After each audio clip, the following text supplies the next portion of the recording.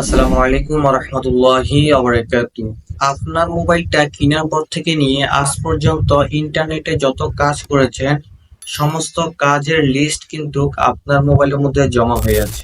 এই জন্যই আপনার মোবাইলটা হ্যাং করে, স্লো কাজ করে, মাঝে মাঝে গরম হয়ে যায়, বিভিন্ন সমস্যা দেয়।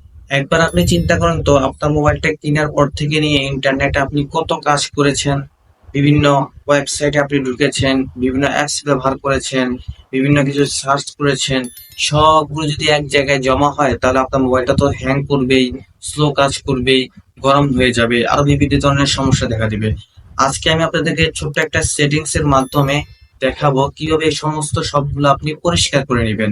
আর এই কাজটি আপনি সপ্তাহে না পারেন প্রতি মাসে একবার হলেও এই কাজটি করবেন, তাহলে আপনার মোবাইলটি অনেক সুরক্ষিত হবে, অনেক ভালো থাকবে। চলুন তাহলে আমরা মূল ভিডিওতে চলে যাই।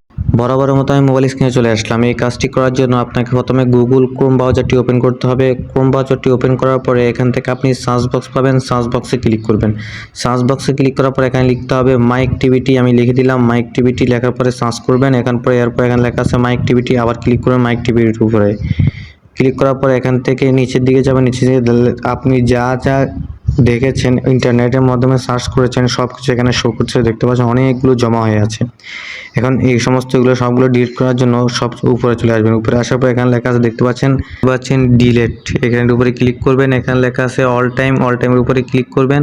ক্লিক করার পরে এখান থেকে নিচে লেখা আছে নেক্সট, এখানে ক্লিক করবেন। ক্লিক করার পরে এখান থেকে আপনি ডিলেট অপশন লেখা আছে, ডিলেট অপশনে ক্লিক করবেন। ডিলেট অপশনে ক্লিক করার পরে এখান থেকে আবার গেট স্টার্ট, এখানে ক্লিক করে দিবেন। ক্লিক করার পরে আপনার কাজটি হয়ে যাবে। দেখতে পাচ্ছেন নিচের দিকে কিন্তু আর কিছু নাই, সব কিছুই ডিলিট হয়ে গিয়েছে। আশা করি খুব সহজে বুঝতে পেরেছেন। ভিডিওটি দেখে যদি আপনার একটু উপকার হয়েছে মনে করেন তাহলে অবশ্যই পাশে থাকবেন, সাপোর্ট দিবেন। দেখা হবে নতুন কোনো ভিডিওতে। আল্লাহ হাফেজ।